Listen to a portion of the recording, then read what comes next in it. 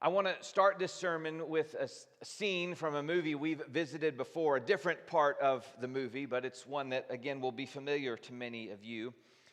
In the Karate Kid movies, Mr. Miyagi is a picture of calm with an anxious student, Daniel. Daniel wants revenge, and Miyagi is calm and measured. Daniel wants to hurry on and get to fighting training, and Miyagi is all wax on, wax off.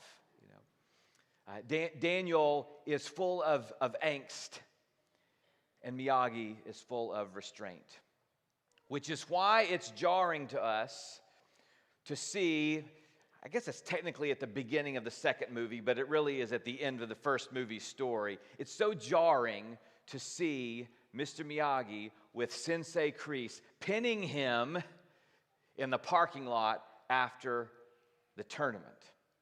And we wonder, is the good guy about to go bad, or is the bad guy about to finally get his? Sensei Kreese has just spent the tournament instructing his students to show no mercy to their opponents and to inflict injuries to win. And now they're in the parking lot after this tournament, and Kreese is going after his star student. And Miyagi confronts him. And they begin to get in a confrontation, and now Kreese has his hands bloodied from punching through car windows as Miyagi has just calmly sidestepped each one. And Mr. Miyagi's got him pinned down, his hand raised, and he begins to recite Kreese's own words back to him. Mercy is for the weak. We do not train to be merciful here. And he raises his hand and rears back and then honks his nose and lets him fall. And we think to ourselves, was that a moment of mercy? Or was that a moment of weakness? A few months ago, we had a sermon on the Good Samaritan where we were looking forward to our year ahead and the year behind as far as our giving and generosity. And we looked at the story through the lens of mercy having receipts. That it's a feeling that we have towards someone, but it shows up in how we spend our time and money. So we took mercy and we looked ahead. What does mercy start to look like in action? I actually want today to look behind in this series on gracious and compassionate, and all these words that are getting used and misused, what it means to show compassion. I want to step back from mercy and say, what kinds of feelings and attitudes lead us toward mercy? What kind of heart? What does compassion look like?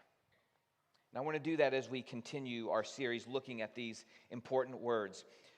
So yes, the Samaritan, as we talked about in a sermon before, may have seen this wounded man and mercy compelled him to act. I just want us to look at the sequence that led up to this. So it's just a quick reminder of the context of the story. Jesus is teaching a crowd of people, and a lawyer stands up and asks what he has to do to inherit eternal life. And there's some back and forth, and they come to an agreement that really is about keeping the two greatest commands. Love God with everything you have, and love your neighbor as yourself. And then there's a very practical follow-up question. Who then is my neighbor? That's the prompt for Jesus' story. And in the story, a man is on his way back from worshiping in Jerusalem. He takes a dangerous road. He is attacked by robbers who strip him and beat him and leave him for dead. And two people who should have stopped, a priest and a Levite, well, they don't stop. In fact, they switch lanes and get farther away from the grotesque sight. And now we come to traveler number 3, our unlikely hero. Luke tells us that a Samaritan, as he traveled, came where the man was, and when he saw him, he took pity on him. So this Samaritan arrives on the scene, taking the same route as the priest and the Levite, but this round will be different because those guys, well, they see and they pass by. And the Samaritan sees and he takes pity. Now, take pity can also be translated had compassion. In fact, some of your versions might use that wording. It's not a thin word. It doesn't mean he noticed the man and thought, that's unfortunate. It's a gut level word. It's a word that means being moved deep inside by the suffering of another. And when you start noticing this word in the Gospels, you notice that it's almost always used in holy places. In the parables, the forgiving master is moved with compassion. The father of the prodigal son, moved with compassion. Jesus sees a leper, and he's moved with compassion. He sees crowds who are harassed and helpless like sheep without a shepherd, and he is moved with compassion. Jesus sees hungry crowds and hurting people and sick people and grieving people. And again, the gospel writers tell us he is moved with compassion. In other words, compassion is not a defect for Jesus and the world of Jesus. It's not a lapse in judgment. It's not a moment when his feelings get the better of him.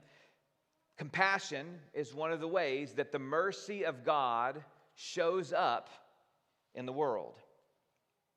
So that means Jesus here has chosen a surprising word for a surprising person.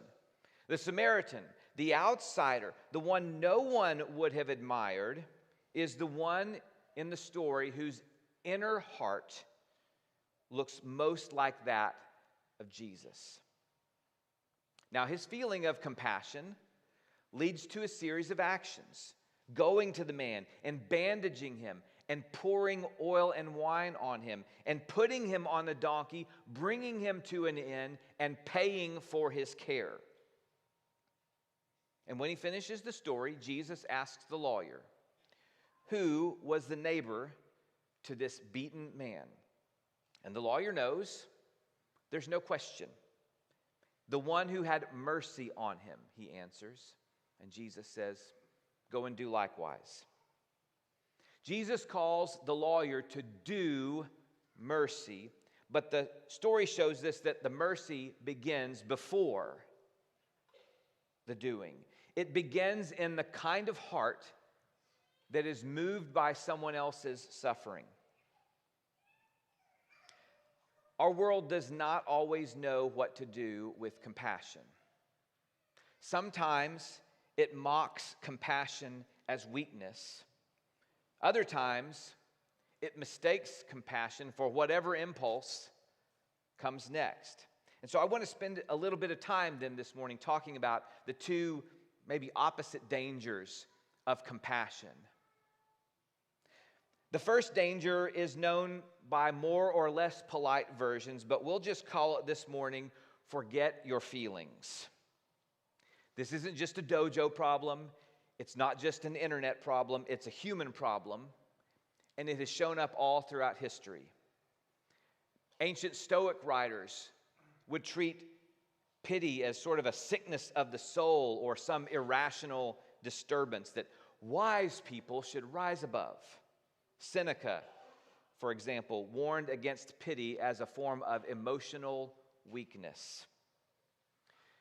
More recently, the writer Henry Nouwen tells a story about visiting Senator Hubert Humphrey with a few other pastoral theologians. They went to visit him because they thought this person, in their mind, demonstrated compassion maybe more than other political leaders. And so they asked him about the role of compassion in his political life. And Humphrey was apparently caught off by the question. He picks up a pencil with a small eraser, and he said, well, look at this pencil. The eraser is only a small part of the pencil, and you only use it when someone makes a mistake. That's what compassion is like. The main part of life, the rest of the pencil, that's competition. And only the eraser is compassion. That's a haunting image. Compassion is just the eraser, the little add-on, the thing you reach for only after the real business of life has gone wrong. And maybe that's how politics often works. Maybe that's how business works. Maybe that's how the world often works. But that is not how Jesus works. With Jesus, compassion is not the eraser. It's not the little add-on we reach for after everything else in life has gone wrong. Jesus gives us a picture of holiness that can see suffering and be moved. There are those who love to hear your compassion and respond with sentences that begin with, "Well, actually." Look at that wounded man. Well, actually, I read some articles, and there's not any epidemic of violence against travelers on that road. He must have done something dumb. Look at that family struggling to afford groceries. Well, actually, have you seen what people spend money on? Look at those people fleeing violence. Well, actually, we need to talk about what's going on where they're from. Look at that person crushed by addiction. Well, actually, choices have consequences. Look at that person who's lonely. Well, actually, they're kind of hard to be around. Look at that neighborhood where children are growing up surrounded by violence. Well, actually, crime statistics are complicated. Now, sometimes the well actually may contain a fact worth considering, but facts can be used in more than one way. They can be used to help compassion become wise, or they can be weaponized to keep compassion from ever becoming mercy. The danger is not in using careful thinking. The danger is using careful thinking as a shield against holy feeling. So let me just be really clear. If we see suffering and it moves us, that is a good and holy and Christ-like response. It doesn't mean that we just go respond hastily and only out of emotion. It doesn't mean that we don't go look for some broader facts before we decide the best course of action. I'm not talking about people who are very compassionate, but sometimes might caution us, hey, that response you're thinking of is not actually helpful. Let me propose a different one.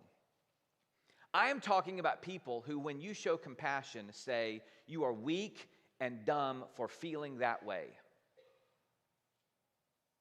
So just to remind us of what I said earlier, compassion is not a defect. It's an attribute of God, and it's found all over the Bible.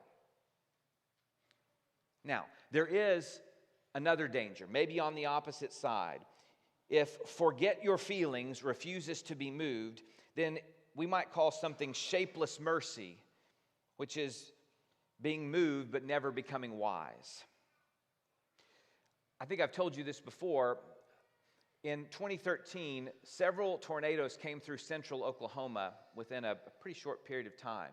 There's a lot of devastation, and of course, churches mobilized to be part of the relief effort. And where I was working at the time was at a larger church that was not near all the devastation, so we became a clearinghouse for goods and people who were there to help. And so my job became relief efforts focused for several weeks. And people showed up, and they wanted to help, and their hearts were good. They'd seen the footage and destruction.